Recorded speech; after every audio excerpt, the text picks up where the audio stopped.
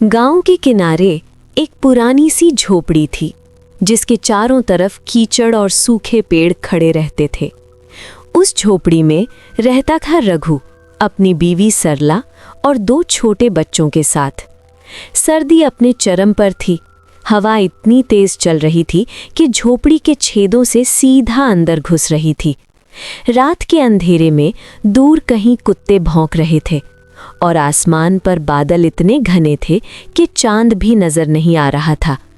अंदर एक पुरानी सी अंगीठी बुझ चुकी थी। बाबा, मुझे ठंड लग रही है।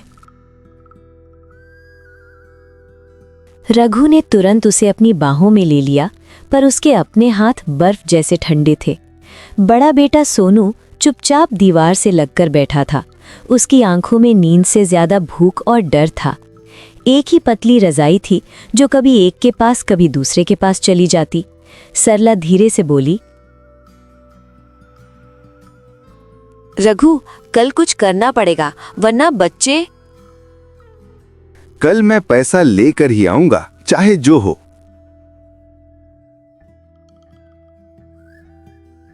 रघु ने उसकी बात काट दी, पर आवाज में मजबूरी थी। उस रात किसी को नींद नहीं आई।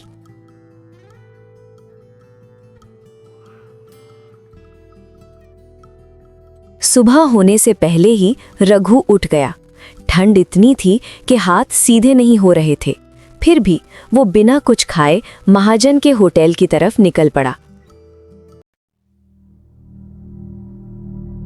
अबे फिर लेट। महाजन गरजा। रघु झुक गया। माफ कर दीजिए मालिक, बच्चे। चुप, काम कर, बहानेबाज।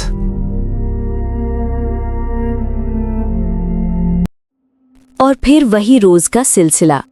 गर्म चाय के बर्तनों के बीच रघु का जिस्म और ज्यादा थक गया, पर उसके हाथ रुक नहीं रहे थे। दिन भर लोग आते, चाय पीते, तारीफ करते, वाह क्या स्वाद है। पर महाजन हमेशा बोलता, ये सब मेरा नुस्खा है। शाम तक रघु की आंखें बोझल हो चुकी थी, पेट बिल्कुल खाली था।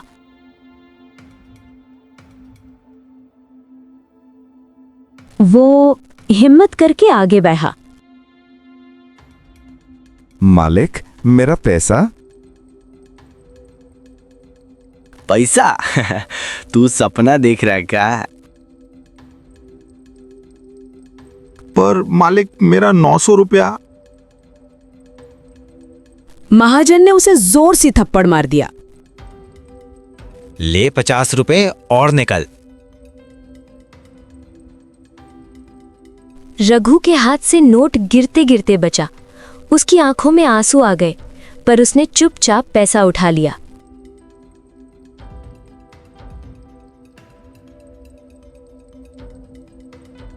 घर के बाहर खड़े रघु के पैर रुक गए।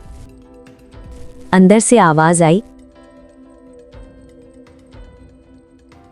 पापा आ गए? रिवेल लाए? रघु ने आंखें बंद की और झूठ बोल दिया। कल आऊंगा बेटा।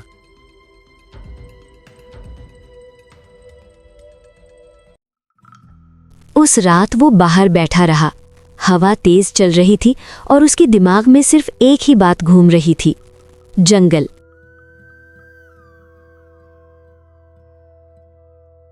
रात के 3 बजे थे। पूरा गांव सो रहा था। रघु चुपके से कुल्हाड़ी लेकर जंगल की तरफ निकल गया। जंगल का रास्ता अजीब था। पेड़ टेढ़े मेढ़े थे और हवा उनमें से गुजरती हुई ऐसी आवाज कर रही थी जैसे कोई धीरे से हंस रहा हो। रघु ने धीरे से कहा, मैं मजबूर हूं। उसने पहला वार किया और उसी पल कदमों की आवाज। रघु का जिस्म जम गया।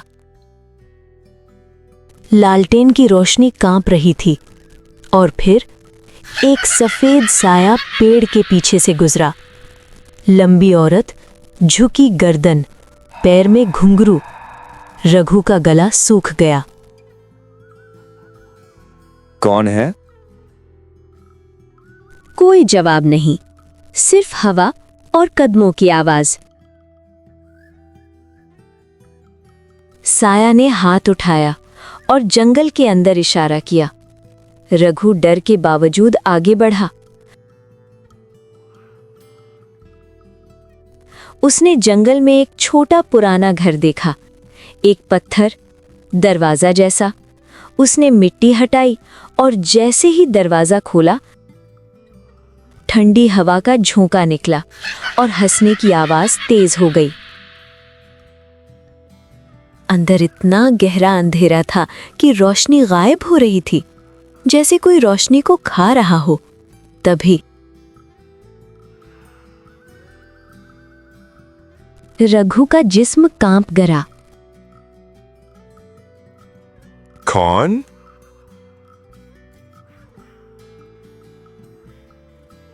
उसके हाथ में एक घुंघरू आ गया, गरम, जैसे जिंदा हो। अचानक दरवाजा बंद, अंधेरा और पीछे से कदम।